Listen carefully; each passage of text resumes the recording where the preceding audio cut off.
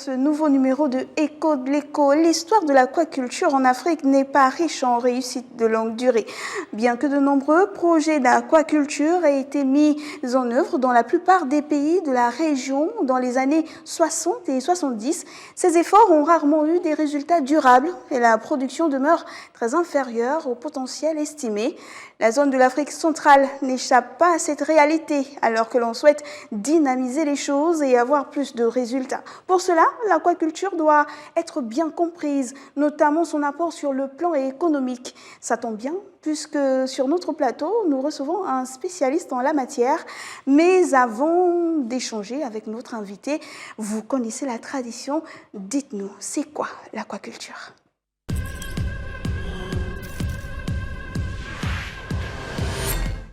L'aquaculture, en termes génériques, désigne toute activité animale ou végétale en milieu aquatique. L'aquaculture, c'est une espèce d'élevage maritime, comme du poisson d'eau douce. On élève le silure, les tilapias, la carpe, un peu de tout. L'aquaculture, c'est l'élevage des espèces aquatiques. Le terme aquaculture est utilisé pour qualifier la culture d'organismes aquatiques tels que les poissons, les algues, les crustacés ou encore les mollusques en milieu fermé, c'est-à-dire dans les bassins, rivières ou les étangs.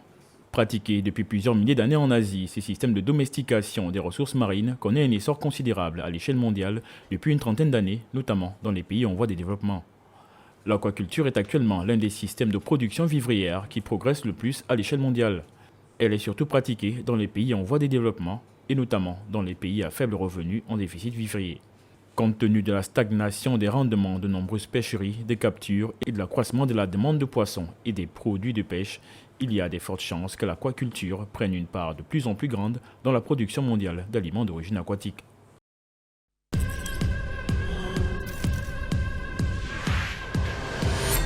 Lionel Kinadion, vous êtes chargé des pêches et de l'aquaculture au bureau sous-régional de la FAO pour le compte de l'Afrique centrale. Alors, et si vous nous fassiez une cartographie de cette activité en zone CEMAC ? Alors, bonjour.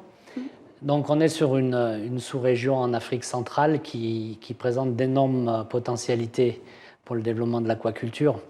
On a une zone très riche en systèmes aquatiques, très diversifiés, très variés, à la fois maritime, une grande façade maritime, et puis surtout un réseau continental très, très vaste de plus de 400 000 km² où on peut pratiquer l'élevage des poissons.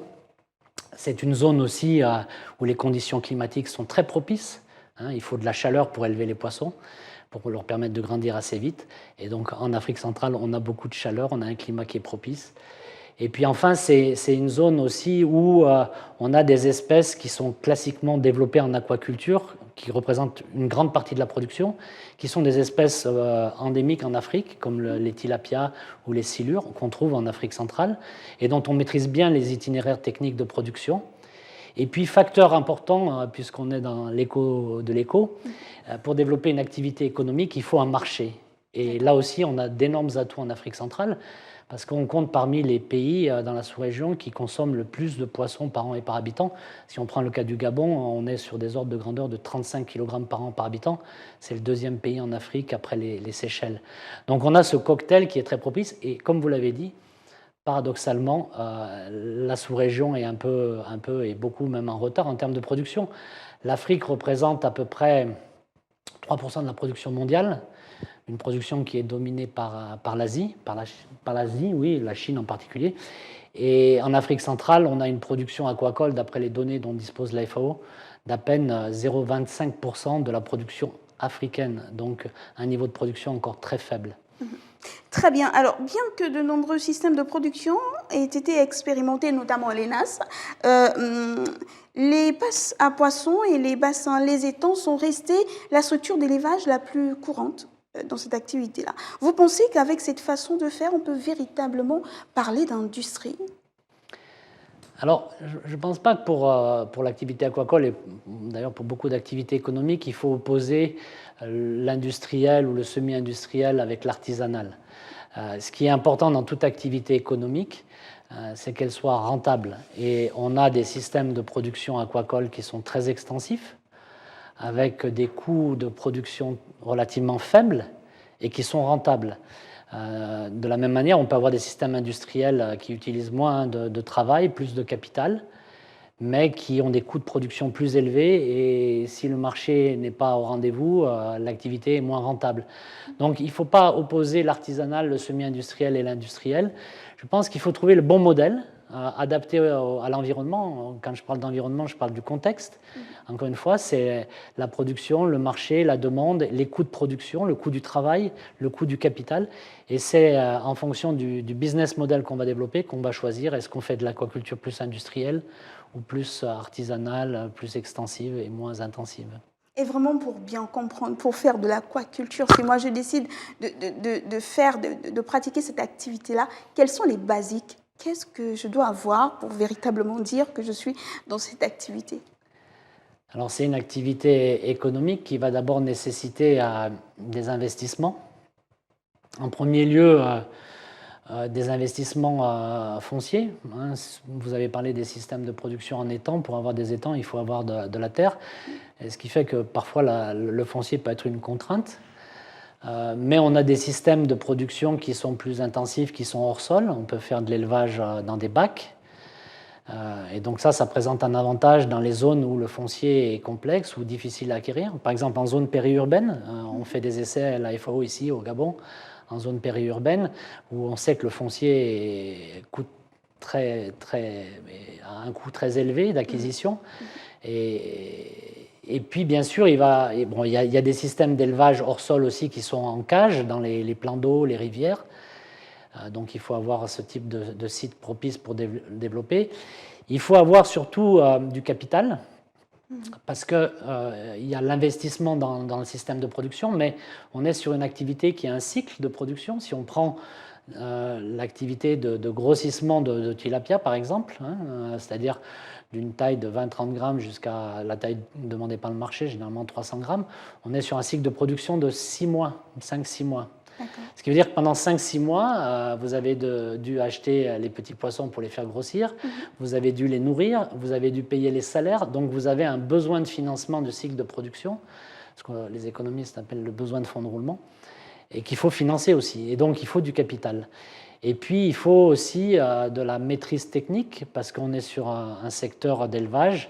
Et donc, même si, comme je l'ai dit, les espèces sont relativement bien connues, leurs cycles d'élevage sont connus, il faut quand même bien maîtriser certains concepts d'élevage et surtout d'avoir un suivi régulier de l'élevage pour s'assurer que tout est bien sur les rails et tout fonctionne bien. Alors, n'empêche que l'aquaculture ne marche pas en Afrique centrale. Déjà, pourquoi? Quelles sont les principales raisons? Et puis, dans la sous-région, est-ce que vous pensez que la sous-région soit véritablement prête à une production aquacole importante? Alors, les contraintes, elles sont multiformes. La première des contraintes, comme j'ai dit, c'est qu'on est dans un cycle de production et pour produire du poisson, il va falloir acheter des alevins. Donc les alevins, c'est les petits poissons qu'on va faire grossir. Donc il faut qu'ils soient disponibles. Il faut qu'ils soient disponibles en qualité également, qu'ils aient des performances génétiques qui leur permettent de grossir. Il faut de l'aliment, et l'aliment, ça coûte cher généralement pour élever les poissons. Si on fait appel à de l'aliment importé, ça coûte cher. Si on veut produire de l'aliment local, il faut aussi qu'il y ait suffisamment de produits agricoles pour pouvoir fabriquer un aliment pour les poissons, qui soit adapté pour les poissons. Donc vous avez ces contraintes sur les intrants. Vous avez aussi des contraintes, comme je l'ai dit, les aquaculteurs, les promoteurs, il faut qu'ils maîtrisent un certain nombre de paramètres techniques d'élevage. Et donc, très généralement, là où ça marche, l'aquaculture, c'est qu'il y a un soutien, il y a de l'appui conseil, souvent gouvernemental, il y a de l'assistance technique, de la vulgarisation. Ça peut être aussi du conseil privé. Dans les pays où l'aquaculture est très développée, il y a des vétérinaires spécialisés qui font du conseil, qui suivent les problèmes de maladie des poissons dans les élevages. Donc, il y a tout ce volet aussi de vulgarisation qui est important. Il y a un volet qui est très très important aussi, qui est le volet de la gouvernance. Parce que quand on est un investisseur et qu'on investit dans un secteur, et plus on investit de l'argent, on veut que le cadre de gouvernance, que les règles du jeu soient fixées. Donc ça veut dire des politiques qui définissent clairement les orientations de l'État, un cadre réglementaire qui définit les règles du jeu sans ambiguïté, et puis bien sûr Globalement, ce n'est pas propre à l'aquaculture, mais un climat des affaires qui sécurise les investissements, l'accès au foncier. Mais il y a une contrainte de taille, et peut-être une des plus importantes, c'est la contrainte économique. C'est-à-dire que vous allez élever des poissons et vous allez avoir des coûts de production. Et bien sûr, il faut dégager une marge, c'est-à-dire qu'il faut qu'il y ait un marché solvable qui demande du poisson à un prix acceptable. Et là, vous voyez, on a plusieurs types de contraintes. On va avoir d'abord des contraintes endogènes. On est dans une région, comme je l'ai dit, où il y a beaucoup d'eau et il y a beaucoup de poissons dans les rivières. Et c'est plus facile et ça coûte moins cher de pêcher le poisson que de l'élever. Donc, vous voyez, dès que vous faites de l'aquaculture, vous allez être en compétition avec des produits de substitution similaires qui ont des coûts de production et qui sont vendus sur le marché moins cher. Et puis vous avez cette contrainte aussi exogène qui est importante. Comme je l'ai dit, l'Asie représente 89% de la production. On est sur des systèmes d'exploitation avec d'importantes économies d'échelle, donc qui permettent de produire du poisson avec des coûts de production très faibles. Et ces poissons, ils ne sont pas que commercialisés en Asie, ils viennent en Afrique centrale et ils se retrouvent sur les marchés, comme si on prend le cas du tilapia, qu'on appelle communément la carpe au Gabon, la carpe de Lambaréné. Bon, on trouve du tilapia dans les magasins à 1100 francs le kilo, donc avec des prix très, très, très bas. Donc il faut aussi que les gouvernements, s'ils souhaitent développer les filières, qu'ils mettent en place un certain nombre de mesures incitatives qui vont favoriser la production nationale, la production locale. Et on a aujourd'hui une opportunité avec la pandémie, le Covid-19. Ce n'est pas qu'un facteur de risque ou de crainte, mais la pandémie a redistribué un peu les cartes. Les fermes d'élevage ont connu d'énormes difficultés.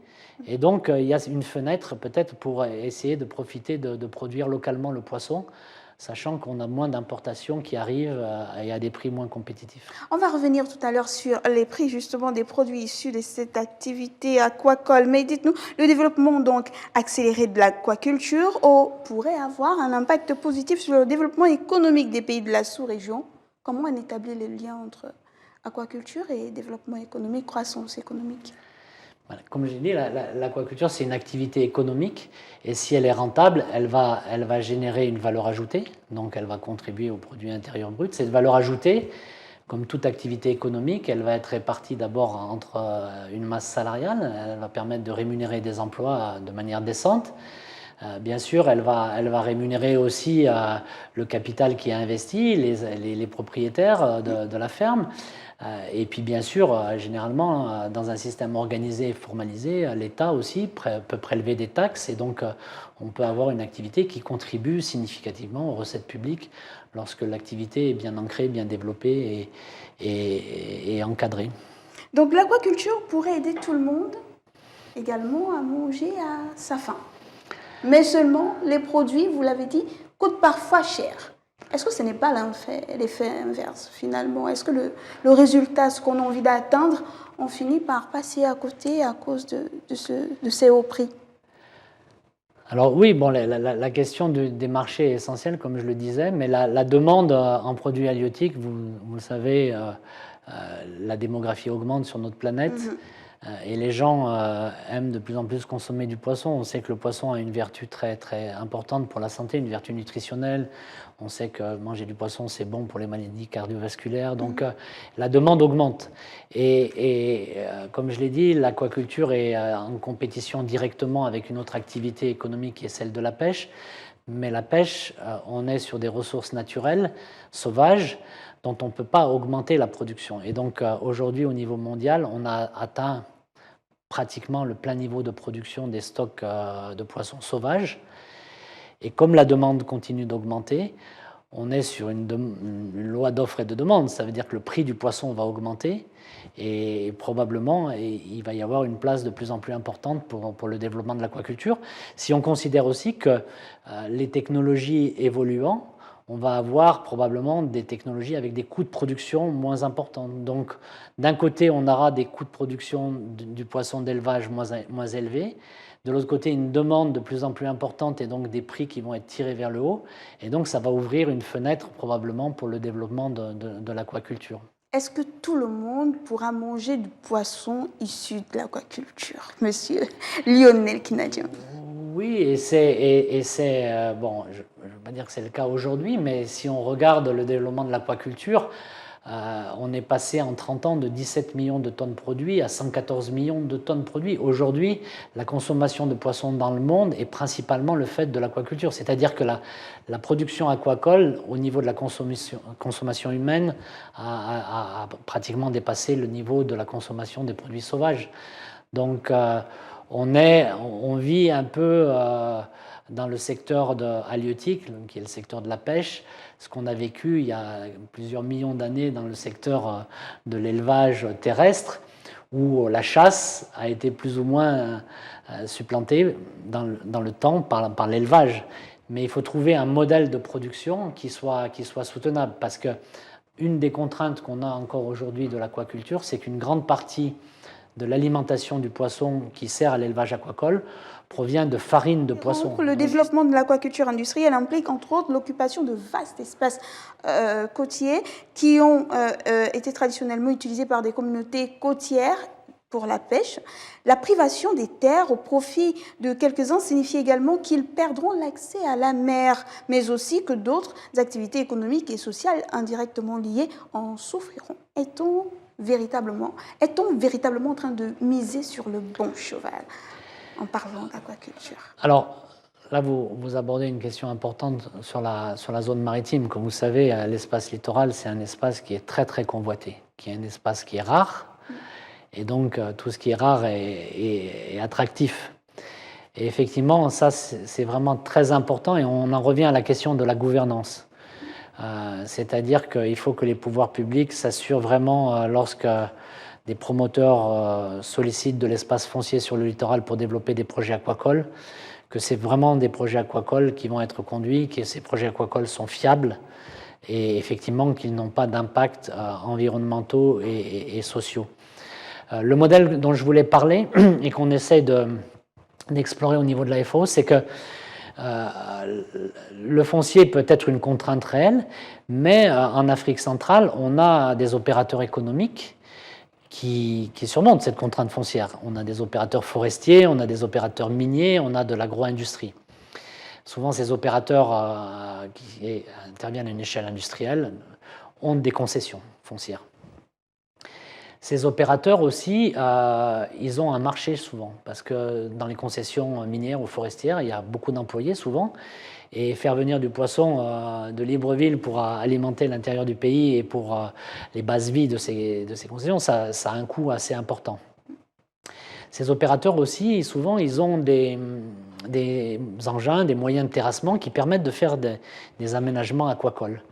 Et donc, pour finir aussi, souvent, certains de ces opérateurs qui sont engagés plus dans des orientations de durabilité, si on prend la certification forestière par exemple, ils ont des politiques de redevabilité environnementale et sociale, c'est-à-dire qu'ils cherchent aussi à concilier le développement local, territorial des communautés qui interviennent soit sur la concession, soit en périphérie. Donc, il y a peut-être, en tout cas c'est ce que la FAO cherche aussi à promouvoir, des partenariats à établir avec ces opérateurs.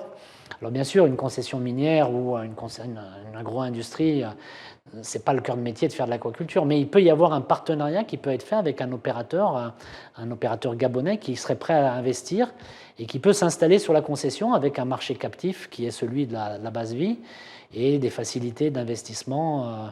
Donc ce modèle, il est aussi à explorer. En particulier en Afrique centrale, où on a ce type d'activité économique avec des concessions qui permettent de garantir l'accès aux fonciers. Vous avez parlé de la FAO tout à l'heure. On sait que l'aquaculture est une question qui a beaucoup d'intérêt pour la FAO. Quels sont les grands projets aujourd'hui ? Alors l'aquaculture à la FAO, ça touche aussi bien les aspects de production, de gouvernance, d'économie, mais aussi tout ce qui est des problématiques de pathologie, de santé animale. On a des pathologies émergentes qui peuvent très fortement impacter les élevages aquacoles. Et donc là, on travaille aujourd'hui sur des directives volontaires justement pour la durabilité de l'aquaculture, en particulier en Afrique subsaharienne. Et donc on met aussi un accent très fort sur la question d'une approche écosystémique, d'une approche intégrée et d'une approche durable, parce que toute activité de production, et plus elle va être intensive, elle va avoir un impact causer des effets sur l'environnement. Et donc, il faut absolument prendre en compte, que ce soit à travers les rejets, l'eutrophisation des milieux. Donc, il y a tout un travail important d'accompagnement de la FAO, mais on touche à nouveau les questions de gouvernance, de politique publique, de cadre réglementaire et juridique. Et on sait justement que dans la sous-région, il y a un projet important, le projet COREP, c'est ça? Dites-nous en plus, c'est quoi exactement? Bon, la COREP, qui est la Commission régionale des pêches du Golfe de Guinée, qui est une organisation intergouvernementale, institution spécialisée de la CEAC, développe un projet à travers un partenariat avec le gouvernement du Cameroun pour monter un centre d'excellence. Mais nous, la FAO, on a également un projet qu'on vient de signer avec la COREP, où justement on va adresser la question du financement de l'aquaculture. C'est-à-dire moins se pencher sur les problématiques techniques que j'ai évoquées, qui sont importantes, mais encore une fois, l'aquaculture, comme toute activité économique, doit trouver des financements adaptés. Et globalement, vous le savez, il y a 3 types de financement. Il y a soit les financements propres, c'est-à-dire que le promoteur met son propre argent, mais c'est, bon, à part quelques exceptions près de personnes qui ont du capital pour investir, ce n'est pas la majorité. Soit c'est des dons, ça c'est l'idéal, parce que c'est du capital qui supporte le risque. Si ça ne marche pas, ben, tant pis, on n'a pas perdu de l'argent. Mais on n'en trouve pas souvent des dons. Et puis le dernier capital, ben c'est les banques qui doivent prêter de l'argent. Et les banques, pour qu'elles prêtent de l'argent, il faut qu'elles aient des garanties que c'est une activité rentable. Et il y a tout un effort à faire probablement auprès du secteur bancaire. Ce n'est pas propre à l'aquaculture, mais je pense même à l'agriculture, pour amener les banques à s'intéresser à ce secteur. Les banques, souvent, elles ont des habitudes de financement de certaines activités. Et si elles ne connaissent pas une activité, elles ne vont pas la mettre en priorité. Donc il y a tout un travail avec les banques pour expliquer ce que c'est l'aquaculture, quels sont les risques dans ce secteur, comment on analyse la rentabilité d'un projet aquacole, comment on peut développer des projets aquacoles bancables. Et donc, on va travailler avec la COREP sur un modèle, un outil qui a été développé par la FAO pour l'analyse de la rentabilité et essayer de le vulgariser dans la sous-région. Alors très bien, avant de nous séparer la question de l'internaute, il y en a 2, donc la question de 2 internautes, il s'agit de Iva qui vit à Libreville et de Sabi également qui vit à Libreville au Gabon. La première question, l'aquaculture et la rentabilité sont-elles sœurs jumelles? Si oui, en combien de temps peut-on recevoir un retour sur investissement? Ça c'est la première question. La deuxième, pourquoi développer l'aquaculture en Afrique centrale alors que beaucoup de nos pays, notamment le Gabon, sont baignés par la mer? Je pense, ça c'est Sabi qui le dit, je pense qu'il faut juste un bon système de pêche pour le moment. Qu'est-ce que vous répondez à ça? Bon, je pense que j'ai un peu partiellement déjà répondu aux questions. C'est sûr que la rentabilité est essentielle, c'est-à-dire qu'il n'y aura pas d'activité aquacole durable si les investisseurs n'arrivent pas à rémunérer correctement le travail et le capital. Une des contraintes qu'on rencontre au Gabon, je ne l'ai pas mentionné, mais c'est que le coût d'opportunité du travail est relativement élevé. C'est lié au passé économique du pays avec la rente pétrolière qui a élevé de manière assez importante le coût d'opportunité de travail. Donc c'est clair que pour arriver à rémunérer, qu'un jeune puisse être rémunéré à un niveau suffisant pour accepter de faire de l'aquaculture, il y a des questions de rentabilité qui se posent. Le retour sur investissement, je dirais, ça dépend du risque. Plus le risque est élevé, plus il faut un retour sur investissement rapide. Mais généralement, un projet d'investissement, il faut un retour pas plus long que 2 ans. Donc il faut, quand on développe un projet avec les paramètres de coût, de prix et de rendement, il faut arriver à un retour sur investissement de cet ordre-là. L'accès au capital est important parce que les banques aujourd'hui ne financent pas. Et donc il faut que les gens aient des ressources propres. Voilà. La deuxième question, effectivement, c'est une question qui est très pertinente. C'est que quand on est doté d'énormes ressources à la fois maritimes et continentales, et ben ces produits de la pêche, ils rentrent directement en substitution de la production aquacole. Et donc, on a des ratios, mais ça varie d'un pays à l'autre. Mais globalement, quand les produits de la pêche sont inférieurs, le prix de vente est inférieur, on va dire, à 1 US$ par kilo, c'est très difficile de développer une activité aquacole rentable. Donc il faut bien garder ça à l'esprit.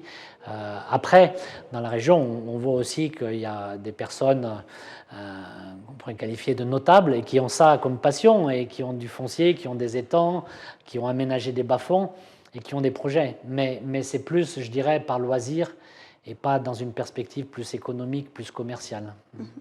Très bien, merci beaucoup Lionel Kinnadion. Je Merci. rappelle que vous êtes chargé des pêches et de l'aquaculture au bureau sous-régional de la FAO pour le compte de l'Afrique centrale. Merci d'avoir répondu à l'appel de Gabon 24. Alors, l'aquaculture peut jouer un rôle important dans la sous-région. Les systèmes à l'échelle industrielle peuvent être une source de revenus pour les populations et servir à corriger le déséquilibre des importations de poissons. Mais cette aquaculture devra désormais être considérée comme un élément faisant partie d'un tout, à savoir le système d'exploitation agricole pris dans son ensemble. Restez sur Gabon 24 et surtout continuez à suivre nos programmes et surtout n'oubliez surtout pas que le temps de la réflexion est une économie de temps. Au revoir.